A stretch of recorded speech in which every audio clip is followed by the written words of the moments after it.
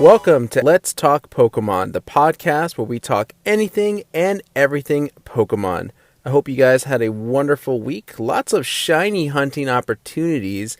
There was shiny Sneasel, some shiny Miltank. There's even a shiny Cramorant running about, which we will get to later if you haven't heard about it yet. But plenty of news to get through, that's for sure. Lots of cool announcements, interesting announcements actually. A new Pokemon Go event, and some Pokemon products that we get a chance to talk about. One that's been currently sold out, but we'll kind of catch up a little bit on the Pokemon Go Sneasel Limited Research Day. Now I think this is like the third or fourth one that they've done. I missed out on I know there was a Snubbull, there was a Meowth, and then there's this one, the Sneasel one. I remember doing the Snubbull one I think I finished all of that one. I didn't do all of the Meowth, but regardless, it's a good opportunity to not only get high IV Pokemon of whatever they're featuring, but also kind of an increased chance to get shiny of that Pokemon. Not necessarily like an increased shiny odds. I think that's the right term for it. But just that there's more of that Pokemon. You see it frequently, and so it kind of, because of the frequent encounters, it almost feels like there's an increased chance of getting that shiny Pokemon. Because I don't think they upped the shiny odds for this one. I'm not too sure on that, but my Sneasel Limited Research Day was okay. I pretty much took the entire day to do it. There's usually 20 steps, 20 sets of 3 tasks to complete, and quite a lot of Sneasel to encounter. And I think I ended the day with about, I want to say 4 shiny Sneasel at least. So I was pretty happy with it. I got my shiny Sneasel and my shiny Weavile, and I got a couple extra that I'm sure I can use for trade or just send over to Pokemon Home, whatever I ended up deciding. But hopefully you guys got enough shiny Sneasel that you wanted to get.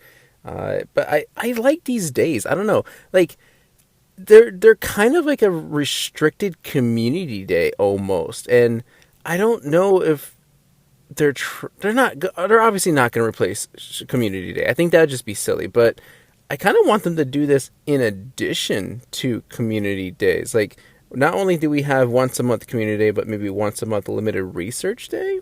I would like that, especially like if you just throw in a Pokemon that I don't know, a Pokemon that just needs more of a spotlight, or maybe they just won't have like a particular special event for that Pokemon. They can just throw it into the limited research day.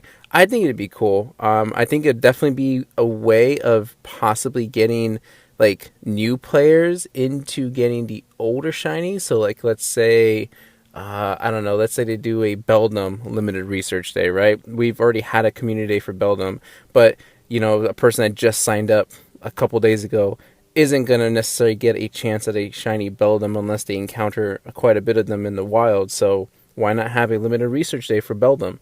I think like there are going to be people probably that complain like, oh, we've already had this. Why do we need this again? Give us a new shiny. If they're going to make this game last, they really got to pace it out. And who cares if we get more repeats? I think it just adds more fun to the game, and I'm all for it. I hope, like I said, I hope they continue doing these limited research days because they are fun. They do get a little tedious because it's usually like the same. I think it's the same 10 steps, like 1 through 10. Each one is slightly different, but then it kind of repeats itself again for the last 10. So maybe they can kind of, I don't know, mix it up a bit, make it more random, I guess. But regardless, at the end of the day, I'm all for just trying to get a chance at a shiny Pokemon. So, hopefully Niantic keeps it going. I definitely want to see more in the future. Moving on from that, let's talk about. I'm trying to figure out what merch we should talk about first. You know what? Let's talk about Build-A-Bear, because Build-A-Bear just recently launched a new Pokemon plush, and I don't know if it's necessarily Valentine's theme, and I don't even think it's Pokemon 25th anniversary themed. I'm sure they've had this planned out for a while, but it wasn't like, it didn't have like some sort of celebration to it. It's just that, hey, we're releasing a new Pokemon, now go get it. And it was online only. You could not go into stores to get one, which I it's kind of like a bittersweet thing almost, because obviously with Build-A-Bear, the whole point of Build-A-Bear, or I guess the magic behind Build-A-Bear, is to go through the whole process of, stuffing it yourself, giving it the little heart, and that whole routine. If you ever been to Build-A-Bear, there's like a 3, 4, 5 step process to it. But with the online one, you don't get that opportunity. But the thing is, like, I'm pretty sure they wanted to do it online only because of the whole pandemic situation. You don't want to exactly encourage people to just swarm Build-A-Bear stores, especially for a Pokemon product that they know is going to be extremely popular and they know is going to get a lot of people coming in. So, just cut that off and then just sell it online. Yeah, you risk the whole bot situation, like the whole Bear Walker skateboard, but this is just safer. And I don't think this one sold out as quick as maybe it could have. So to get right to it, because I haven't mentioned what the Pokemon is, and maybe you've already seen it, but it is a Mew. It is the mythical Mew Build-A-Bear plush, and it's pretty cool. I'm digging the whole outfit. It's got a Master Ball outfit to it. It regularly retails for $61, but with shipping, I think it cost me $75. But it does come with a Mew cape, a Master Ball hoodie, and of course the little sound bites in it. It makes sounds like it makes 5 different sounds. But it's a cute looking Build-A-Bear plush. I think this is definitely one of the best ones they've done. Well, now that I think about it, I don't think I've ever really been disappointed with a Build-A-Bear plush. I personally have the Bulbasaur, Charmander, and Squirtle, and I have the Pikachu. I take that back. I don't have the Charmander. I have the Pikachu, the Squirtle, and the Bulbasaur for sure, and I think that's it. And I was planning on getting them, but Build-A-Bear products are just so expensive, and I don't know. I guess at the time when they were kind of starting to roll out more frequently, I just couldn't keep up, and I was too afraid to try to keep up because I know that would have hit my wallet really hard. But I haven't bought a Build-A-Bear since that Squirtle. I think Squirtle was the last one of the ones that I own that came out. So because this one came out as an online exclusive, I was like, all right, fine, I'll go ahead. Let's just sign up, purchase, PayPal, here we go. And I did end up getting one. Now, it did sell out. Probably, I want to say it took some out, like half a day maybe for it to completely sell out, because I do remember checking like later that night to see, if it was still up, and it wasn't. Unfortunately, it says out of stock. Even if you check right now at the time of this recording, it's a Thursday evening, so it does say that it is completely out of stock. I'm sure they'll bring it back. I'm going to hope they bring it back. Usually they do for like 1 or 2 more times, and then, they kind of, I guess, pull it from the site. Because right now, besides Mew, the only thing that shows up is Pikachu, Eevee, and Snubbull. There is a Dragonite there, but the Dragonite's out of stock. That Dragonite looks good too. I kind of wish I had gotten that one, but I'm okay having saved up and just kind of going for the Mew. I think Mew is the best bet.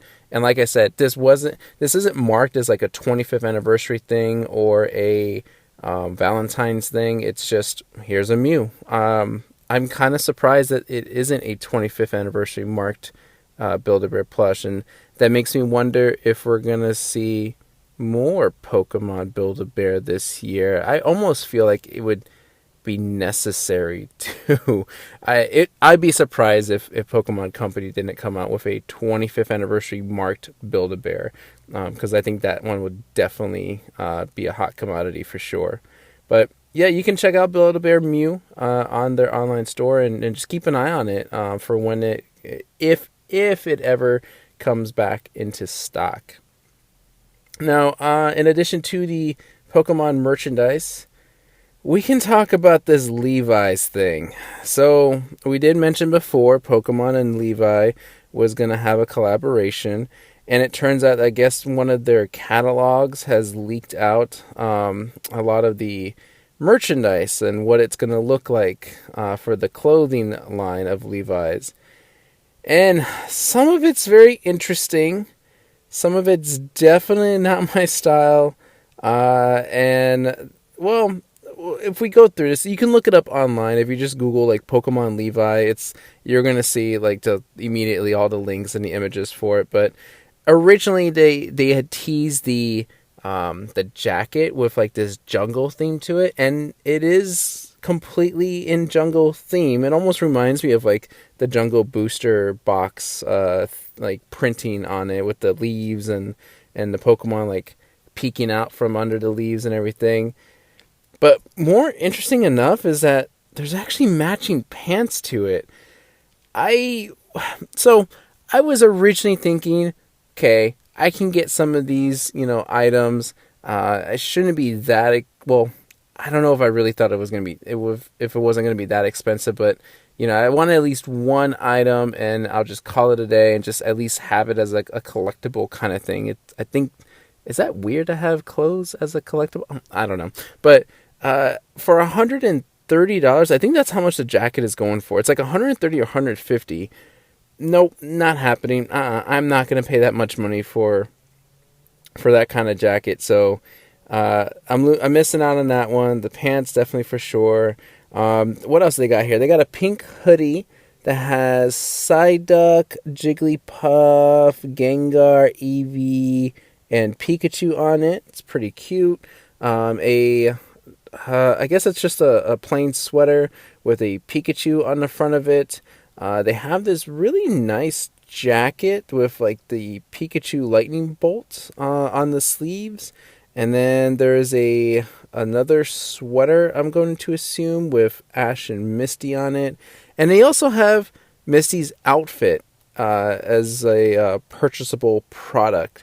Or at least, they have her top and the jean shorts with the trouser. I don't know what the right term for that is, but like it's like the jean short trousers, I guess you could just say. So if you ever wanted to cosplay as Misty, there you go. They have the essential outfit right there. There's a black shirt with a Pikachu sleeping on a Levi logo, and then there's the white shirt version of it. There's another jacket with a Pikachu covering basically the entirety of the back, and Pikachu's waving, and there's a Pokeball up in the corner. There's also matching pants to go along with it, with a Pikachu that looks like he's ready to attack. And there's other items on here. There's like a Psyduck bag, a Jigglypuff bag. There's a beanie. So Levi's, it's not just like a few items. It's definitely a whole line for sure. Would I get any of this stuff? The only one I'm considering getting is maybe the jacket with the Pikachu covering the entirety of the back. But I have a thing with, like, I'd like to spend my money on collectibles, like on things that I know really probably aren't worth the money, but I just like to collect it anyway. Like there are some figures, like an action figure for Halo, for instance. Like I collect Halo action figures. Well, I used to, and then I sold some of them, and now I have one of the new series, and it's like, I don't really need an action figure. Like I have this other statue over here that's pretty much the same thing, but I don't know. I get suckered into it sometimes. I'm like, it looks kind of cool on its own. So I don't know if I don't have that same feeling though with this Levi's thing. Like the jacket with the Pikachu on it, yeah, it looks kind of cool, but do I really need it? Am I ever really gonna wear it? Yeah, that's gonna be an ongoing argument in my head that's gonna last for a while. So I guess I'll let you guys know if I end up getting anything from this line. I'm hoping there's something maybe a little bit smaller, maybe a little bit more budget friendly, because I ain't spending money on clothes. That's what I was trying to get to, is that I like to spend my money on collectible stuff that I think just looks cool on like a desk or a table or something, and not so much on clothes. It is just not my thing. All right, let's go ahead and move on from there. I think that's it as far as actual merch. I mean, we have a couple of things TCG wise to talk about, but those were the Levi's thing and the Build-A-Bear, where it's just like really random, kind of surprising, and I just thought they were really cool stuff, and I'm glad that it's kind of still snowballing the hype into the 25th anniversary. And actually, you know what? Since we're still on the merchandise thing, let's go ahead and talk a little bit about Pokemon Center. Because they had a massive drop of merch. Well, we'll get to the big one here in just a moment, but on PokemonCenter.com right now, they just recently released some sets of pins. You got like the Johto starters and their mid evolution, so there's like two sets of pins there, and then you have the legendary Pokemon from XY, so Xerneas, Yveltal, Zygarde. Those pins are there. You have a 3-pack of the legendary dogs, or Entei, Raikou, and Suicune. So there's a 3-pack of that. There's a Latias and Latios 2-pack pin, and then there's a Necrozma pin, just a little old lonely Necrozma, which is odd. Everyone else is paired up with somebody, and Necrozma just kind of gets is just the odd one out. But they're nice pins. I'm just kind of curious. Like it's just sounds like it just seems like a random drop. Like there's no pattern to this, because it's mostly Johto, but then you have Gen 3 in here, and then you have Alola, and then you have Kalos, and I don't know. I don't know if this is maybe some sort of part of a plan, but if you are a pin collector, I'd suggest looking into this. I don't know if any of these are maybe ones we've already gotten from like boxes, like collection boxes and whatnot. That'd be interesting. I gotta maybe compare that later. But in addition to that, Pokemon Center also, I found out why the Pokemon Center crashed last week when I was trying to shop around, or when I was trying to look at new releases. I didn't know that Shining Fates was getting dropped last week, or at least pre-orders for Shining Fates was getting dropped. So I guess the Eevee ETB and the the Pikachu V box was getting dropped for pre-orders, and well, because it crashed because of the bots. The bots apparently knew when the pre-orders were going up, and they crashed the entire site. And I mean, I doubt I would have gotten my pre-order in anyway, because I think I checked it way too late. But they're completely unavailable. I think they say unavailable, or definitely at least sold out. I'm hoping they'll eventually come back into stock, but Shining Fates is looking to be a money card set where you're gonna have to beat scalpers to it. So I don't know. The TCG almost feels like it's kind of a lost cause, and I don't know how to keep up with it. I can't find a single, like, I think the last thing I saw in the store was a Steam Siege theme deck. It was I think the one with Hydreigon on it, but I have not seen anything else, and it's just kind of disappointing or depressing. But hopefully things will eventually get back to normal. But let's get on to the what really dropped on the Pokemon Center that's making people go crazy. And this is like third generation that they're doing this. They've always they had this plush line called Sitting Cuties, and they are fantastic. I personally have a Squirtle, Wartortle, Blastoise, and a Krabby Sitting Cutie plush, and they're just the best things in the world. So they've done all of Kanto.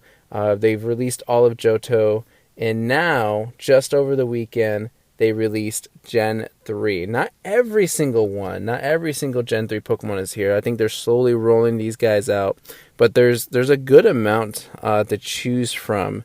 Now, they retail for $10.99 each, so be mindful in case you're like, ooh, I like that one, and then all of a sudden you're racking up a few $100s just because in your head they're only $10.99, but you know, 5 of them wouldn't be too bad. Just be careful, because they're really addicting. Like, if you just look at them, you're just gonna want one immediately, and and it just doesn't stop. I mean, obviously I got the Squirtle and the whole evolutionary line, and then I just had to get Krabby. The Krabby one looks cute, but if you're interested in seeing these sitting cuties, they're in the new releases. It pops up pretty much right away, right after the pins, and they do have a good amount. So they have all the forms of cast form: the sunny form, the snowy form, the rainy form, and I believe just the regular normal form cast form.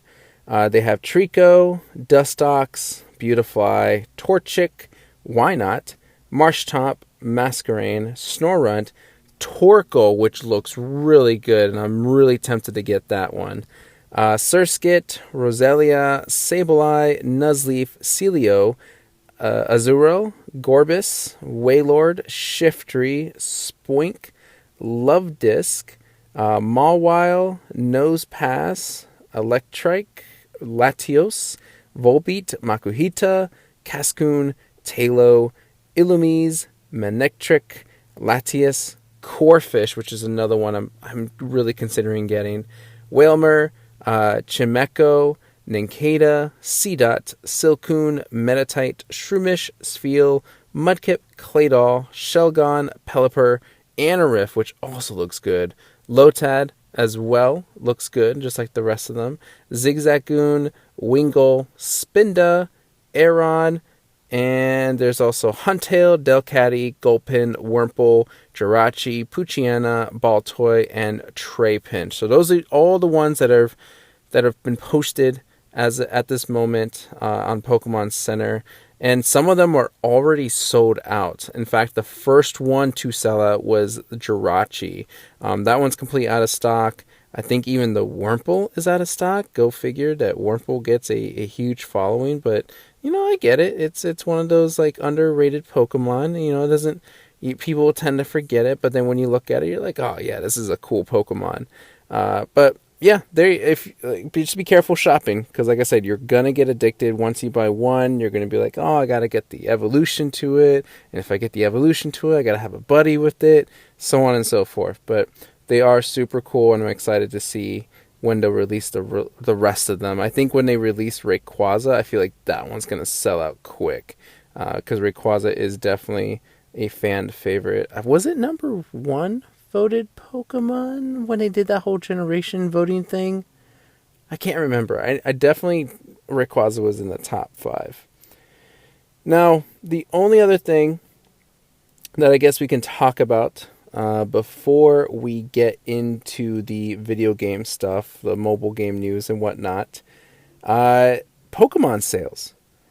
So we got a report on how much Sword and Shield have sold up until this point. So if I can go to the article here, give me just a moment. So I'm on NintendoLife.com. The headline goes, Pokemon Sword and Shield become first entries since Gold and Silver to surpass 20 million sales and will likely overtake Gold and Silver lifetime sales. So I'm not going to read the whole thing, but let's just look at what some of the sales are so far. So 20 million, that's a huge number, right? Let's do some comparisons here. Pokemon Red, Blue, and Green have sold a total of 31.38 million. Pokemon Gold and Silver have sold 23.1 million. Then comes Sword and Shield at 20.35, Diamond and Pearl at 17.67, X and Y at 16.49, Ruby and Sapphire at 16.22, Sun and Moon 16.2, Black and White 15.64, and I think I'm just going to end it there. They have the rest of them, but I think at this point you get the idea. Pokemon Sword and Shield is a huge success. Now, I think what helps it is obviously the larger fan base, right? We've grown to get a lot of new Pokemon fans into the business, into the community, and that just shows that, Pokemon is here to stay, and Pokemon is going to continue to increase numbers. Like what Sword and Shield did in, about a year, almost a little over a year. It took Gold and Silver 19 years to do, basically. Because 19 years to get 23.3. Sword and Shield, a year and a half, 20.35. So that is pretty crazy, that they made it that far. And there was that whole national Dex controversy that a lot of people were going to boycott this. I think this goes to show, though, that it's such a small number of people. Like, here's where I stand, and if this offends you, I mean, I think we can just agree to disagree. When I was watching E3, and when they first announced, hey, we're not going to have the national Dex in Sword and Shield. You're only going to be able to use and catch Pokemon that show up in the Galar region. Yeah, I was bummed. I think the entire Pokemon community was bummed. But, I quickly got over it. I was like, well, I mean, that happens in every game anyway. You start off with a new starter, and then the game is supposed to flourish with the new Pokemon of that generation. So you end up using those Pokemon. Not that, like, you get to transfer a Mudkip into Sword and Shield right away just because, that's all the only Pokemon you want to play. Like, the whole point of the adventure is to experience the world, the new region, and the new Pokemon that go along with it. So, yeah, even though I was bummed out that there was no national Dex per se in Sword and Shield, that doesn't remove, like, my excitement for the game. Like, the game is still, like, the game looked really good, and it still does look good to me personally. Like, I really do love Sword and Shield. I think it's one of my favorite Pokemon games for sure. And it shows that a lot of people agree. I mean, 20.35 million. That is a crazy number. And despite the, boycotting, so to speak, of the national Dexers, it doesn't really show. Like, I guess you can make the argument that the number could be more, but how much more? Like, how many people are still, upset about the whole national Dex? It's crazy. You still go on Pokemon tweets or, YouTube videos, and people are still doing the hashtag national Dex or hashtag bring back Megas, hashtag bring back Zemus, or whatever it is that they want back from older generations. But the way I see it, I agree with, I think it was in an interview with both directors, or maybe I just heard it from a different podcast, but I do like the idea that each region has its own gimmick. Like, it just makes that region unique. To put it in every region, then everything just becomes the same. And it's just, there's nothing interesting anymore. There's no fun in that anymore. So I like that Alola is the only one that you encounter and use Z moves in, or Kalos was the only one that you would use Mega Pokemon in, even though they kind of carry that over. But it just adds to the world building of Pokemon, and I'm okay with it. Pokemon Sword and Shield are great games. The expansions are great, although they are tailored for specific things, so be mindful of that. The Isle of Armor was tailored towards, like, competitive players, while the Crown Tundra was definitely for the collectors, as they were just, unleashed all legendary Pokemon. But yeah, I can't imagine. I think, what is it? Someone had said this was like 1 out of every 4 Nintendo Switch owners owned a Pokemon game. So that's pretty crazy. I'm wondering if it will in fact beat Pokemon Gold and Silver. We have Pokemon Snap coming out, but I don't think that's gonna really slow down that number. I'll be surprised if Pokemon Snap does extremely well. Like, I'm sure it'll do fine, but to kind of go beyond that, like, that's gonna be tough. But I think Pokemon Sword and Shield has a chance of beating Gold and Silver lifetime sales. So here's to crossing your fingers and hoping that becomes a reality. Congratulations to Pokemon Company and to everyone that worked really hard on Sword and Shield. Thank you. I thank the Pokemon Company for giving us a really great game that continues to bring people together. I mean, the Dynamax raids was a great idea. The Dynamax Adventures was even better.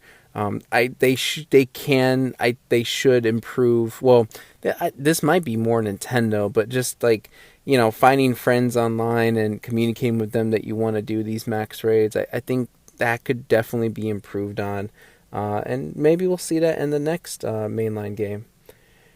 Since we're on the topic of Sword and Shield, let's go ahead and use that then as a transition into our video game news and updates on the mobile games as well as Sword and Shield. So I guess the first thing to mention is that in Sword and Shield, Series 8 is currently live for those in the competitive realm of things, from which my understanding you're restricted to one mythical Pokemon or one legendary Pokemon. I don't know how it works, but I do follow a particular Pokemon sports podcast, and it just sounds like there's a lot of hype around it, and I'm excited to watch some battles, and eventually someday when I have any sort of free time, I'll try to assemble a team and just I want to try out battling. I really, really do. I want to at least like kind of dabble into it a little bit and say that I've at least, tried it. Along with that, so originally, right, the wild area was Gigantamax, Snorlax, and Duraludon, so normal dragon. Seems to have shifted for the month of February. Looks like we're getting fighting and psychic type Pokemon in the wild area, promoting Gigantamax, Machamp, and Orbeetle, which I think out of all the Gigantamax forms, I think I really like Orbeetle the best. Like, the whole UFO aspect is just really cool, and I think it's just super well designed. But that's just my opinion. So that's exciting. But it's currently on a pause because just kind of like out of the blue, like there was nothing really, I guess, that was counting down to this event, but there's a new Pokemon raid event that is a tie-in to the movie Secrets of the Jungle. So let me go ahead and read this from Cerebi. It says that the wild area event has now shifted in Pokemon Sword and Shield for a new extra event. With this, for the next few days, the fighting and psychic type Pokemon have left, and Pokemon that were in the movie Secrets of the Jungle will appear, including a chance to get a shiny Cramorant. I think, did I mention this before? I think I started talking about there was like an announcement for a Cramorant event coming up. And I think I did read off some of the rewards, which I'll just repeat here in just a moment. But I think what the new addition is that you have a chance at a shiny Cramorant.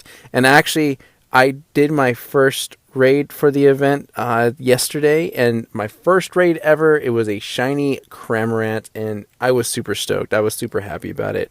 And I got to catch it in a dive ball. I like dive balls. I think they're my favorite.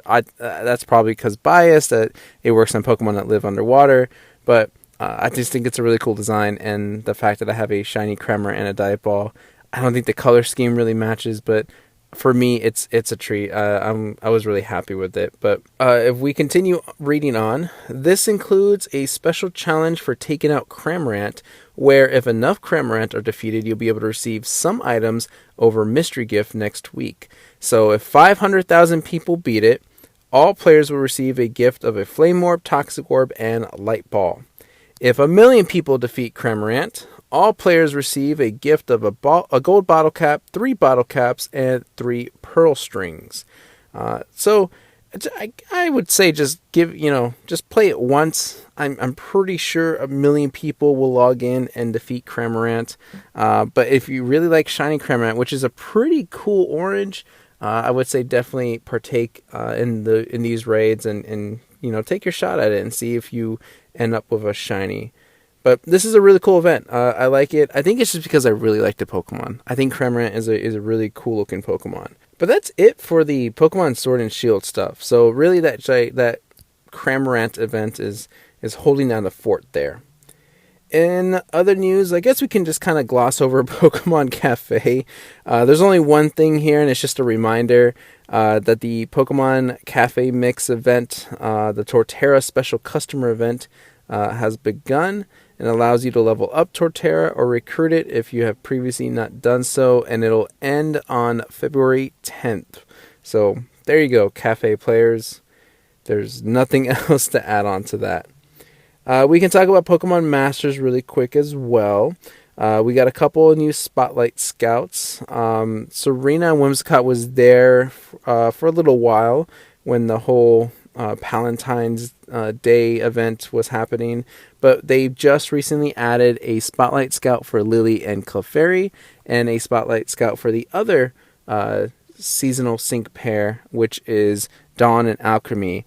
And I'm excited to say that I actually managed to pull one of each, one Dawn and one Serena, and that's all I need. I'm just glad that I got at least those two sync pairs. Will I go for Lily? Probably not. But I'm because Lily's gonna come back at some point. Like, they always bring sync players back eventually down the line. In addition, we have a new egg event that has begun. It will run from February 4th. And just to kind of backtrack a little bit, the Spotlight Scouts for Lily, Clefairy, and Dawn and Alcremie will end on February 19th. But going back to the egg event, the event runs from February 4th until, let me double check here, February 18th. And it allows players to get eggs of various fighting, grass, and rock type Pokemon to make sync pairs. And you can get the sync pairs of the main character with Machop, Bellsprout, Geodude, Mankey, and Aerodactyl, with shiny variants of Machop, Aerodactyl, and Bellsprout being available. So that's pretty exciting. Again, the whole egg thing doesn't really matter to me. I just put in the eggs, let it incubate, open them up in the morning, and then, I don't know, I just leave them in the daycare. So I have yet to see anything really entice me to do anything with these egg Pokemon. So as far as mobile games go, that kind of leaves us with Pokemon Go. The couple things have happened in Pokemon Go. The Raikou event and the Raikou Raid Hour have already come and gone. Right now, it is currently Suicune, and Suicune will have a Raid Hour event on Monday, February 8th, because I believe Suicune leaves on a Tuesday. Usually Wednesday is the Raid Hour day, and, if Suicune wouldn't have been able to make it, so they decided to do just a specific one for Suicune on a Monday, so that way it still sticks to its schedule. And in addition to that, if you are looking for a Snorlax, it's in research breakthrough for the month of March. I believe with the option of being shiny. Have we had a shiny Snorlax or a Munchlax? Oh man, I can't remember, but Snorlax is there if you want it. And then we have, before we get on to the new announcement, don't forget that the Team Go Rocket event is currently live as of right now. And if you need a reminder of what's happening in the Pokemon Go Rocket event, keep in mind it started on the 2nd, so started on Tuesday, and will end on February 7th on a Sunday. You're going to be seeing new Shadow Pokemon, Swinub, Nosepass, Aeronsphere, Lileep, Anorith. And then Pokemon Go Rocket Grunts will be more available throughout the game. Defeat Team Go Rocket leaders for a chance to receive a Team Go Rocket leader gift sticker. You're going to have Pokemon spawning in the wild like Golbat, Koffing, Ariados, Quillfish, Sneasel, Houndour, Nuzleaf, Stunky, Scorpy, and Venipede. In eggs, in strange eggs, you're going to find Quillfish, Larvitar, Corphish, Absol, Scorpy, Sandile, Scraggy, Poniard, Volibee, and Dino. Dano? I never know how to pronounce that one. In 1-star raids, you're going to have Alolan Meowth, Alolan Grimer, Gligar, Sneasel, Shinx, and Clink. 3-star raids will have Nidoqueen, Ariados, Umbreon, Tyranitar, and Absol. 5-star raids will have Raikou and Suicune, just like we just talked about. Mega raids will have Mega Venusaur, Mega Ampharos, and Mega Houndoom. There will be event-exclusive field research, which is just basically defeating Team Go Rocket Grunts. So it is a little bit tedious. And then you have the encounter with the legendary Pokemon Ho-Oh that knows Earthquake. And that's pretty much it. So it's a short little event. It sounds like there's kind of a lot going on for such a few-day time span. But Yeah, it's there if you need something to do in Pokemon Go. But let's get to the new event that they launched that, I don't think was hinted at before, but I think if we really think about it, it was kind of coming, like it was kind of obvious that they would do something for the Lunar New Year. So the blog post says, Happy Lunar New... Yeah, can't even say lunar. Happy Lunar New Year. The Pokemon Go Lunar New Year event is happening once again, featuring various red Pokemon, some lucky bonuses, and an in celebration of the Year of the Ox. Timed research featuring Tauros will also happen. Plus, Gyarados will be able to Mega Evolve for the first time in Pokemon Go. That's really exciting. This event starts on Tuesday, February 9th, and will end on Sunday, February 14th. So, these are apparently the red Pokemon that are going to be spawning. Krabby, which I thought Krabby was more orange, but I guess it makes sense that it's red. Anyway, Krabby, Goldeen, Magmar, Magikarp, Miltank, Meditite, Tepig, and more will appear more frequently in the wild. And if you're lucky, you might spot a Gyarados in the wild, which they've done before, but I'm wondering if this is kind of like a permanent, Gyarados will from now on occasionally appear in the wild, but it'll be like a super rare spawn. There will be event exclusive field research with reward encounters of Meowth, Alolan Meowth, Galarian Meowth, Meditite, and Miltank. Pokemon representing animals associated with Lunar New Year will be hatching from 5K eggs. Keep an eye out for Rattata, Ekans, Mankey, Ponyta, Mareep, Houndour, Miltank, Torchic, Bagon, Baniri, Tepig, and Litleo. The following Pokemon will appear in raids. So 1-star raids will have Meditite, Carvanha, Duskull, Scorpy, and Darumaka. 3-star raids will have Miltank, Octillery, Blaziken, Camerupt, and Absol. 5-star raids will have Latios and Latias. And then with the Mega raids, of course, Mega Gyarados, Mega Ampharos, and Mega Pidgeot. And what else is there? Tauros will be in timed research. Gifts will contain more Pokeballs, and be sure to send lots of gifts to your friends. You're more likely to become lucky friends during this. When you trade a Pokemon, it will be more likely to become a lucky Pokemon. And the trading range will be temporarily increased to 40 kilometers starting Monday, February 8th at 1 p.m. And I think that's Pacific Standard Time, 1 p.m. But then they'll remove it on Monday, February 15th at 1 p.m. Pacific Standard Time. So it's a pretty crazy New Year event, or at least it kind of sounds crazy after reading it. But who knows? I'm excited for that Mega Gyarados. I don't know if I'll, go after it, but I think it'll be kind of cool to see popping up in the raids. I'm more interested in the Krabby, to be honest with you. Krabby is one of my favorite Pokemon. I think has now become one of my favorite Pokemon.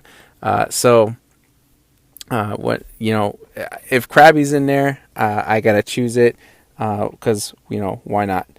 What I do want to get to, one last thing about Pokemon Go, Pokemon Kanto Tour is coming up pretty quick, and we got a little bit of news, quite a quick update, that you will now start choosing which of the tickets you want to be partaking in, whether you want to pick the red version or the green version. Now, if you don't remember the difference, I'm going to go ahead and tell you what Pokemon you get with each version.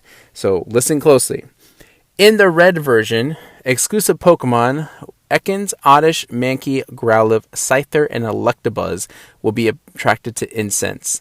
You'll have an increased chance of encountering the following shiny Pokemon: Bulbasaur, Charmander, Squirtle, Pidgey, Ekans, Pikachu, Nidoran, Oddish, Diglett, Mankey, Growlithe, Ponyta, Shellder, Drowsy, Krabby, Hitmonlee, Lickitung, Scyther, Electabuzz, Eevee, Kabuto, and Dratini.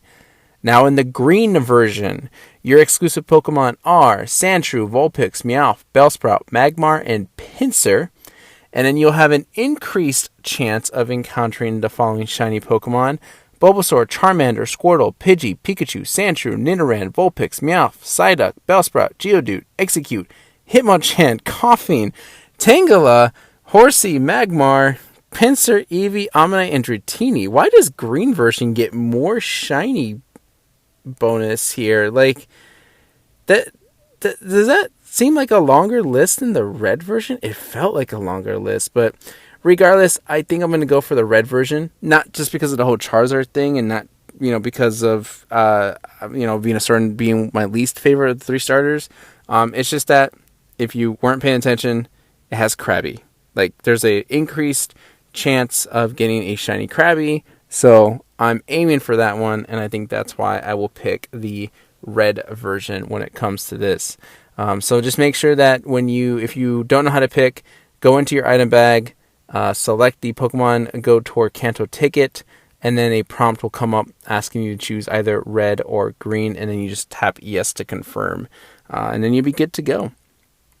It kind of is it's a bit of a shame that they couldn't think of one, like, medal that encompasses both tickets on there, because when you get the red version, you get the red medal. If you get the green version, you get the green medal, and they're both cool in their own respective rights, but I think it would have just been nice if you just did one medal and just give it to everyone that participates, regardless of which version they pick. Because, like, I'm looking at it, I'm like, man, as a collector, I really want the Mega Venusaur. I think it's it's just a regular Venusaur. I really want that Venusaur medal, but I can't, because I'm not going to pick green version. I'm going to pick red. So, c'est la vie. That's life. So, as usual, plenty to do in Pokemon Go. Now, let's kind of move away from the video game stuff. I think that's all the updates currently at this point in time. Let's talk about the Pokemon TCG. Besides, obviously, all the cards being sold out everywhere, we do have some good news. First of all, I guess I should say that at the day that this episode gets published, which should be a Friday, you will hopefully find Blastoise and Venusaur V-Decks in stores. So if you're looking or interested in one of those new theme decks, they'll be released. Whether or not they'll stay on the shelves is a completely different story, but that's neither here or there. Be on the lookout for those. See if you can snag one online. I think they're going to be pretty cool. I pre-ordered one at GameStop, and I was like, hey, or is it possible you can just leave a note saying that I want the Blastoise one, I don't want the Venusaur one? Because it's weird, when you pre-order a theme deck, it's like a case that comes with like half of one, half of the other one, and so, the one that you get, because they're the same barcode or whatever, that when GameStop scans it, it's by random. Like, they'll literally just pick one out. And I asked him, I was like, hey, can you just make a note saying I want Blastoise? And he's like, no, we can't do that. It's just by chance that you get the Blastoise one if it happens. I'm like, oh, gosh, really? Because it was weird. There was another GameStop where I asked to pre-order. I think it was the Hidden Fates, like Metagross and Zoroark collection, and I was like, hey, I'm going to pre-order 2. Can we make sure that I get one of each? Like, is that something that can happen? He's like, yeah, I'll just write a note on the thing, and just to say that you want one of each. I was like, oh, okay, cool. So I didn't think it was going to be an issue if I asked the other one, but apparently every GameStop is different, and I guess this is just not a common thing. But in addition to that, let's talk about the General Mills cereal promotions again, because we have confirmation. I can't remember if I said this last time, that you will get a Holo Pikachu in every pack. Now, I'll read this from PokeBeach. Because the set has 5 other Holos, you'll always get 2 in a pack whenever you pull 1. So you'll get 2 Holos. And one of them will definitely be Pikachu. The other one will either be a Galarian Ponyta, Hatenna, Wooloo, Morpeko, or a Gossifleur. So, I guess you gotta buy a whole bunch of cereal and, I guess, cross your fingers and hope that you get all the other Holo versions. I mean, I don't know if they're really worth getting, though, because there's no 25th anniversary stamp on them. But, I mean, I guess if you just want it for your collection, sure, go for it. Speaking of promotional items, though, so let's talk a little bit about the McDonald's 25th anniversary set. The cards and the little trinkets that you get in the Happy Meals. Well, there's some good news, some bad news. Apparently, it's not just going to be the 25 cards. apparently there's holo versions of each and every single one of those cards. So there's a total of 50 cards to collect in the 25th anniversary set. That is including holos and non-holos. Each pack will contain 4 different starter Pokemon, 1 as a holo and 3 as non-holos. Each of the 25 cards will thus be available as both holo and non-holo versions for a total of 50 cards, and this promotion runs from February 9th through March 8th. Now, it seems like you are able to purchase the booster pack separately for $1.99. But the problem is McDonald's going to stop someone from coming in and saying, hey, I want 100 of those packs. Here's $200. Just put it in a bag for me and let me be on my way. Like, is McDonald's really going to stop that? Are they going to limit that? I hope they do, but I seem really doubtful about it. And really quick, just to kind of correct something.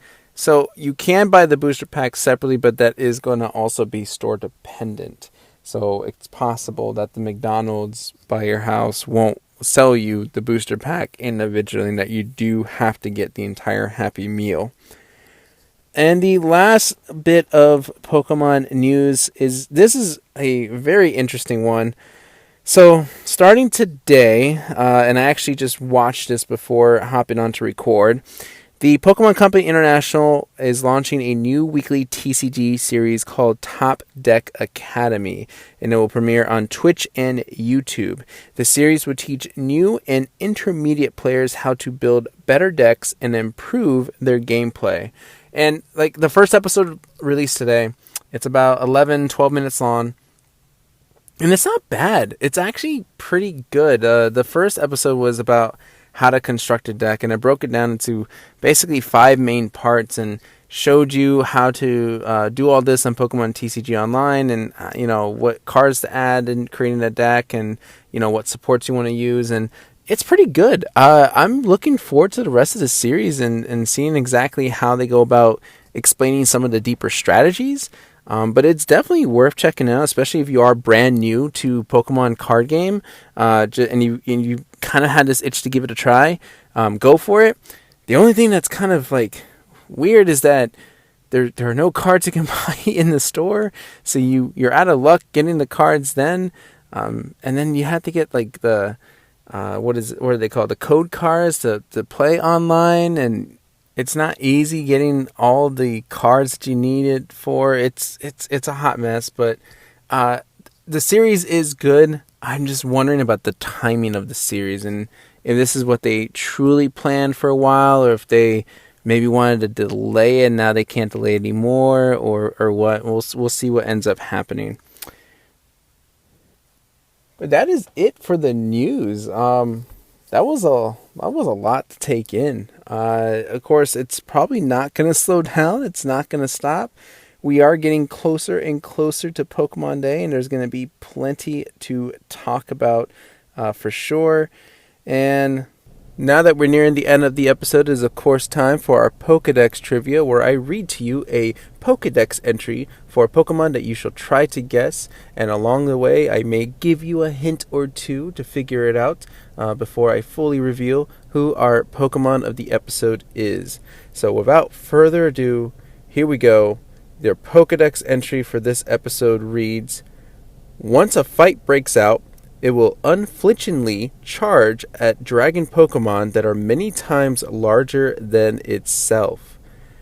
I did pick this one because all the other Pokedex entries would have given it away. I didn't want it to be that easy, but think about what you would expect to fight a dragon Pokemon. The Pokedex entry again reads, once a fight breaks out, it will unflinchingly charge at dragon Pokemon that are many times larger than itself. I feel like with this one, you really have to have had the Pokedex entries memorized.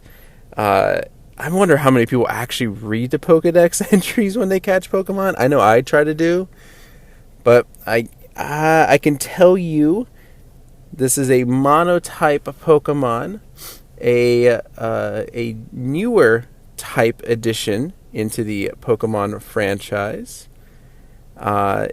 this is one of many. This is one of many evolutions of this Pokemon.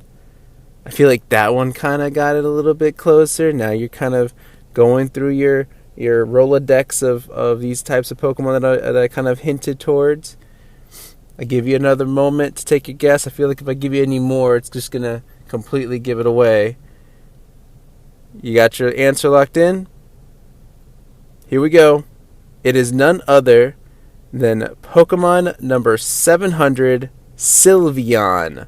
Yes, Sylveon is our Pokemon of the episode, and like I said, I specifically chose this Pokedex entry because all the other ones mention ribbon-like feelers, and I felt like that was just going to completely give it away, and I didn't want to make it go by that quick, so I went for the odd one out. But this was a Pokedex entry from Ultra Sun. Once a fight breaks out, it will unflinchingly, I didn't even know that was a word, charge at dragon Pokemon that are many times larger than itself. Goes to show you that a cute looking Pokemon can be quite aggressive. But let's look up some of the trivia for it. So coming from Bulbapedia, let's see. Sylveon is the only cross-generational evolutionary relative introduced in Generation 6. Interesting. It is the only Generation 6 Pokemon obtainable in Pokemon Mystery Dungeon Rescue Team DX. I wonder why. That's interesting. Let's see what else is here. Sylveon is tied with Umbreon for the highest base special defense stat of all evolutions. Sylveon has the lowest base speed stat of all evolutions. Okay. Sylveon is pretty cool. I feel like there was a game where I used her a lot, and I can't recall what it was, but Sylveon is a pretty good addition, I would say, to the evolutions, especially for the fairy type. I think the anime probably helped its reputation, right? Because I think Serena had a Sylveon in X and Y series that she used for the contest, and I think it's a really good attacker. I mean, I don't know all about stats and competitive, but I do recall using Sylveon quite a bit in the game to take down a lot of like fighting type Pokemon and dragon type Pokemon. Is it my favorite evolution of them all? No, and that's mainly because I'm biased, of course, towards water-type Pokemon. So, of course, Vaporeon takes that role. But Sylveon is pretty good. If across all, do I have a least favorite? I do have a least favorite evolution, and I guess I'll say it if we ever get to that Pokemon. But Sylveon does not make that list. If anything, I think Sylveon is definitely in the top half of my favorite evolutions for sure. And I do remember the card being very good in the TCG. I think that was the one where, does it wipe out your hand or does it wipe out your bench? I think like the GX attack, Sylveon GX, like one energy just like removes all of your opponent's bench Pokemon into the discard pile or back into your hand or something like that. I do remember that being the thing. But there you go. Sylveon is the Pokemon of the episode. Let me know if you guys are big fans of Sylveon and if you had a Sylveon on your team or whatnot. But yeah, that's pretty much it, guys. Thank you for sticking around. If you want to follow me on social media, I do have an Instagram and Twitter account at SpartanStrike07. I also upload these episodes on my YouTube channel at SpartanStrike07 as well. I wish I could do other types of videos, I guess the occasional card opening, but I have yet to find Pokemon cards at any store, so that's still going to have to wait. But hey, I thank you guys. I appreciate it. If you want to write me an email, you can write to me at spartanstrike07@gmail.com. All the information will be down in the description of this episode. And without further ado, thank you guys again for hanging out with me. And I look forward to next week where we can continue to talk anything and everything Pokemon.